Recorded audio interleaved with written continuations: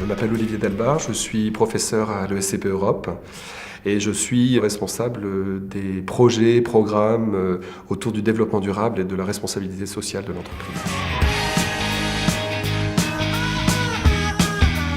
Les grands incontournables pour une entreprise responsable, selon moi, sont d'abord de comprendre quelles sont les responsabilités auxquelles est confrontée l'entreprise aujourd'hui. Toutes ces nouvelles responsabilités en matière d'environnement, de société, que l'entreprise a eu tendance à externaliser par le passé.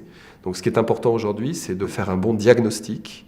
Et puis je pense pour l'entreprise ensuite de comprendre quelles sont ses priorités. Et on peut penser par exemple à ce que font les entreprises en termes d'achat. Auprès de quels fournisseurs est-ce qu'elles essayent aujourd'hui de trouver des produits qui soient plus respectueux de l'environnement, qui soient plus socialement acceptables. On peut penser aussi à tout ce que fait l'entreprise en matière de responsabilité territoriale, c'est-à-dire en quoi elle s'insère dans un territoire et en quoi elle peut contribuer au développement des populations locales. En matière de gestion des ressources humaines aussi, la RSE aujourd'hui doit prendre une part plus importante et doit s'intégrer à la politique des ressources humaines de l'entreprise. Je pense effectivement que, quelle que soit la formation concernée aujourd'hui, il est indispensable que chaque étudiant soit exposé à un moment ou à un autre du cursus à la problématique de la responsabilité sociale de l'entreprise, ou plus généralement de la responsabilité sociale. C'est-à-dire que je pense que dans certains types de formations, il est important de comprendre, au-delà de l'entreprise, quelles sont les nouvelles responsabilités des acteurs aujourd'hui, et surtout en quoi les enjeux de développement durable doivent vraiment être intégrés dans la vie économique, politique, sociale, culturelle d'un pays donné. Je pense que Citizen Act a un rôle à jouer pour des étudiants de grandes écoles de commerce. Une formation RSE a toute sa place. Pour certains, ce sera, je dirais, une sensibilisation qui me semble absolument indispensable dans notre monde d'aujourd'hui. Et puis au-delà, je pense que pour certains étudiants, ça peut être aussi une opportunité d'avoir une compétence spécifique complémentaire. C'est-à-dire que la RSE, dans ce cas-là, est j'ai tendance à dire, une coloration qui est donnée à un profil et qui peut être très recherchée dans certains domaines.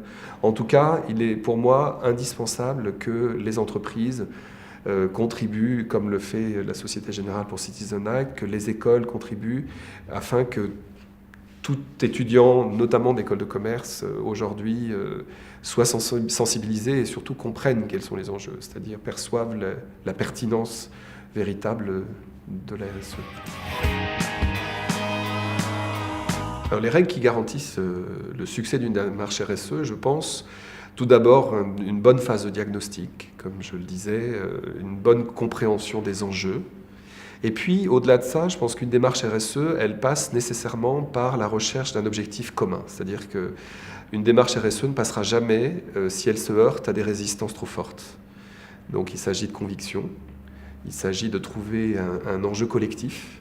Et puis, très important également, une démarche RSE doit être une démarche qui s'appuie sur la réalité, sur l'action, et qui ne soit pas un simple acte de communication qui relèverait plus de greenwashing que de réelle mise en action. Les conseils que je donnerais aux étudiants pour l'élaboration de leur projet, c'est d'abord d'être ambitieux et de ne pas hésiter, peut-être même à avoir des idées un petit peu subversives. C'est-à-dire que je pense que la démarche RSE peut très vite entrer dans une sorte de conformisme, voire de langue de bois, qui serait dommageable.